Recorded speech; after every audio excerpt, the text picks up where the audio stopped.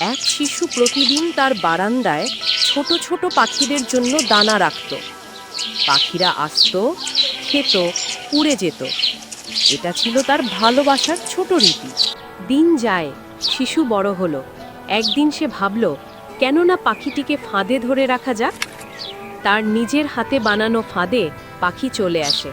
পাখির কণ্ঠ দুঃখী, আবেগপূর্ণ।